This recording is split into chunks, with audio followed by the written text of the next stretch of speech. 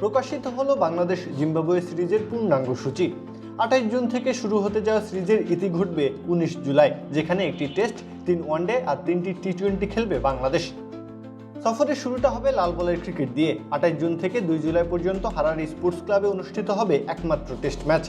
দীর্ঘদিন ধরেই টেস্ট ক্রিকেটে নিজেদের নতুন করে প্রমাণ করার মিশনে আছে বাংলাদেশ। নাজমুল হোসেন শান্তর নেতৃত্বে দলটা এখন আগের চেয়ে অনেক বেশি আত্মবিশ্বাসী। পাকিস্তানকে হারানো, ঘরের মাঠে ধারাবাহিক উন্নতি, সব মিলিয়ে টেস্টে বদলে যাওয়া এক বাংলাদেশের ছবি এখন স্পষ্ট। তবে এই সফর শুধু টেস্টেই সীমাবদ্ধ নয়, সাদা বলের ক্রিকেটেও অপেক্ষা করছে বড় চ্যালেঞ্জ। 6 জুলাই শুরু হবে ওয়ানডে সিরিজ। হারারি স্পোর্টস ক্লাবে অনুষ্ঠিত হবে 3টি ওয়ানডে। ম্যাচগুলো হবে 6, 9 এবং 11 জুলাই। এরপর টি-20 সিরিজ খেলতে বাংলাদেশ পাড়ি জমাবে বুলাওয়েতে। কুইন্স স্পোর্টস ক্লাবে 15, 17 ও 19 জুলাই মাঠে গড়াবে 3 ম্যাচের টি-20 সিরিজ।